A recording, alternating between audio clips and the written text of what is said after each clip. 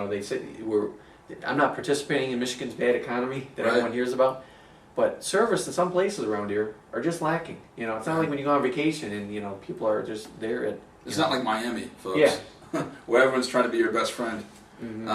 Yeah, but you're right. You want to stand out. It's interesting too about talking about painting basically a word picture of what it's like to use your product.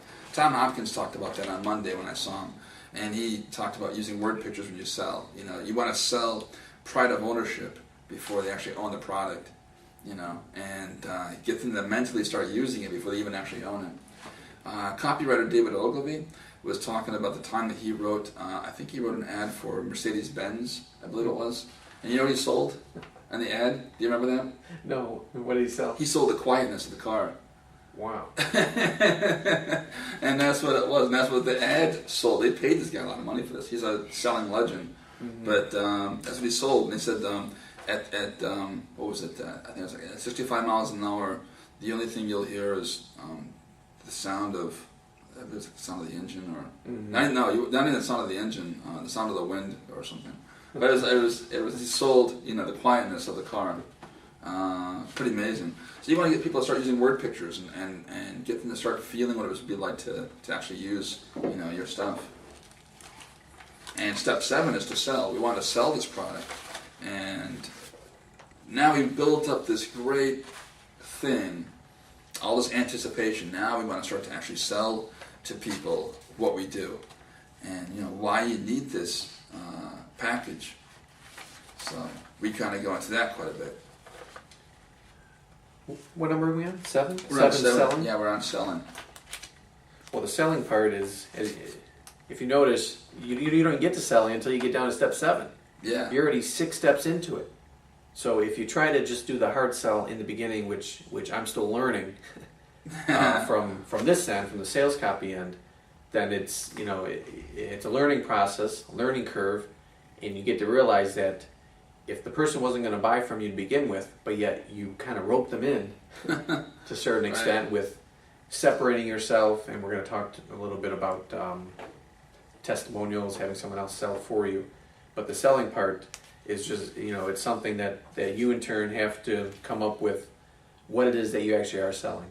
You got to be able to pinpoint and articulate it and get this great. You've already grabbed their attention if they're already down here. That's what you want, because 1 through 6, you weeded out the people that don't even want to deal with you. That's a good way to put it. That aren't even interested. At that point, they're going through the sales copy, and they're actually they're figuring out. Basically, they're trying to figure out: do I fit in this category? Is this me? Is this something that I see myself doing?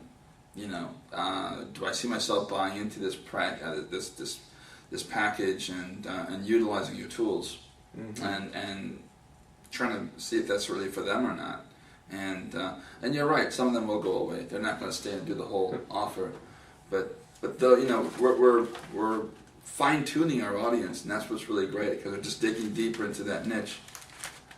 And when you talk about number 8, testimonials, that's the really cool part, because then we start to let people sell for us, and past clients. They can be people who are happy clients of yours who are just out there to sing your praises, and we want to get that into print and let them sell for you. And I've heard stats that up to 80, 90, I don't know, I think it's higher. 80, 85% of businesses don't use testimonials. I don't know. How much is that? 80 to 85%. 85%? Don't use testimonials. And I can't believe that. I'm sure it's true. I think it's because of our egos.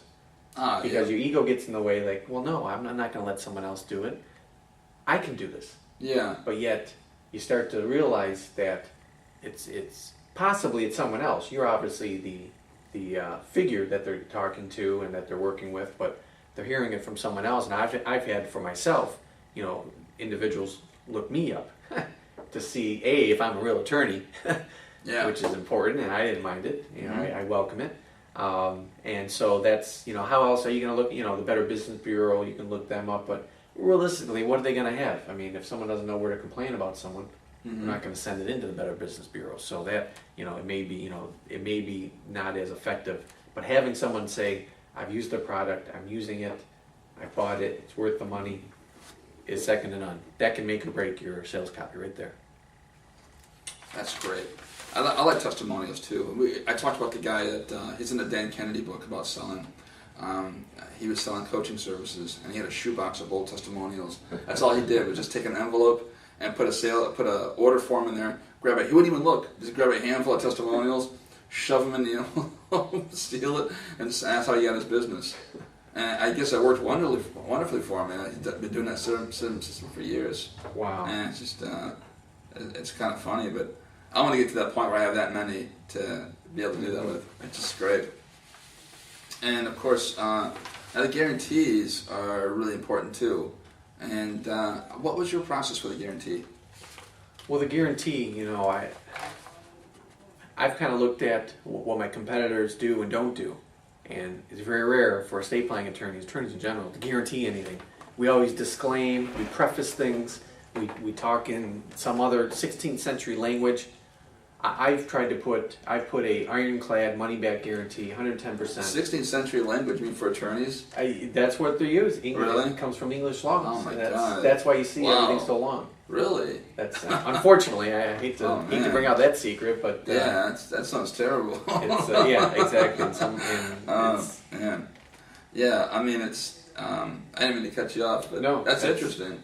So the guarantee should probably be right to the point, be really, really punchy, be relevant, and just tell people what they get.